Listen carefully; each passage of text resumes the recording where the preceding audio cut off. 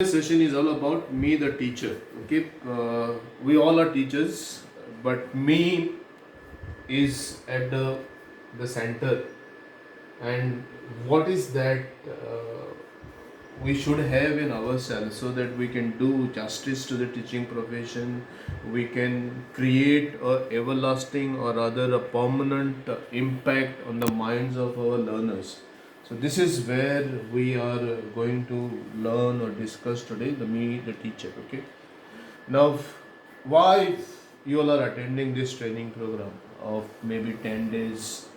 One thing you have missed it out in the earlier part, but today you all are attending this training program because you are undergoing it is your in-service training program, be it a 15-day or a 10-day or a 5-day, but you will have to compulsorily undergo this particular in-service training program.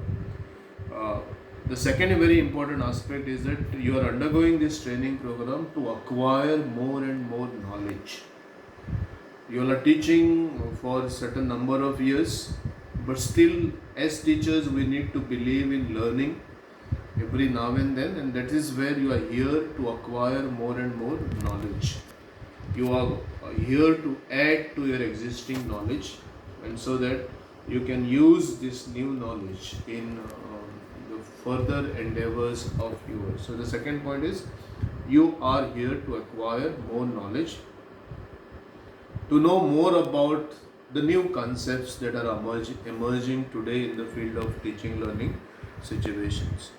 Uh, by now, you might have come across certain concepts which you might have been familiar or you may not have been familiar, but you could get to know the feel of those particular concepts by 2 days.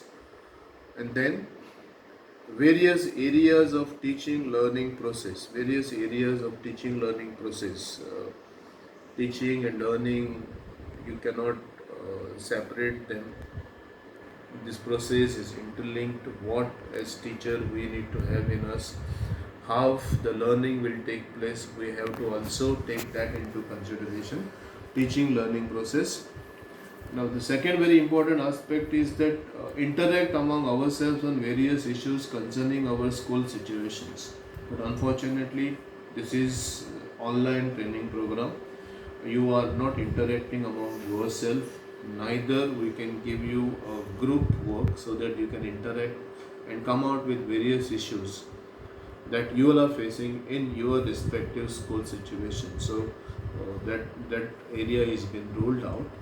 And the last part, more importantly, which is not an area of concern today, is that this is very important for all the teachers that in-service training you need to attend, so that after certain years of your service, you are entitled for the new the pay scale. Okay. Now, let me put before you one picture. A wise teacher once told me that you can learn anything if you do three things. We have to learn certain things, right? Things as teachers every now and then, because what we learn today or what we have learned yesterday will become obsolete or outdated maybe by tomorrow or in days to come. Now, what are these three things that we can do? Is that the first thing is that you'll have to pay attention. Pay attention.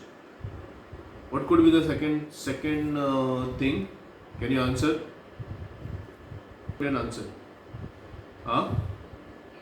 Listen carefully. You have to listen carefully, or you are listening carefully. That's why you are paying attention. Okay. The second thing is also pay attention. And what could be the third thing? Very good. Third thing is always also pay attention. Now, apart from these three very important things, pay attention, pay attention, pay attention, there are also another four ways of learning. Which is not there on my slide. You can please note that down, and which is in the form of an acronym called as BIT. BITT. B capital, I capital, T capital, and again T capital.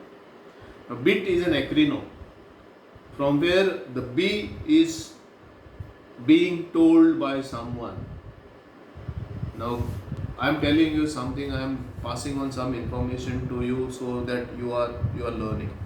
So being told by someone, in classroom situation it is the teachers who tell something to the student. So being told, P is being told, R is imitation. We imitate someone and try to learn something. We might have come across our school days there are teachers who were extraordinary, who were brilliant, and we try to look at them and at that point of time try to get some things from out of them. So imitation is another part, that is how we learn today. Third thing is that thinking.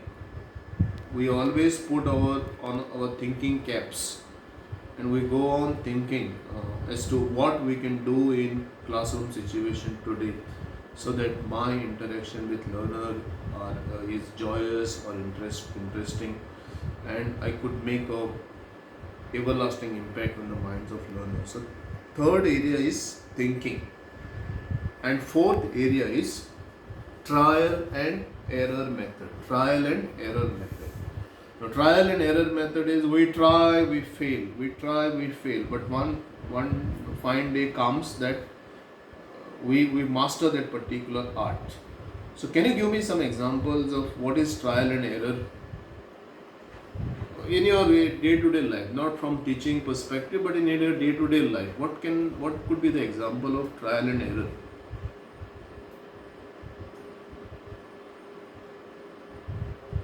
Yeah.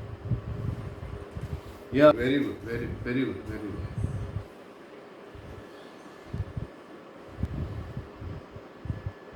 Yeah, yeah. Always a scope for improvement, no? Yeah, try. Yeah,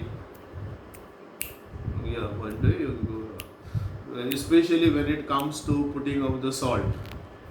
Uh, so trial and error. Trial. So your Facebook today are giving you a lot of recipes, and we all are trying to, in the lockdown period, everybody try to do it in your respective kitchens, and maybe at the initial point of time it's okay. Second time there is little improvement, and time comes as practice makes the man perfect. So the fourth area is basically we do learn by trial and error method. Okay, so apart from the pay attention, there are four things which is in an acronym called as BITS. B is being told, I is imitating somebody, T is thinking, and fourth is trial and error. Is this clear?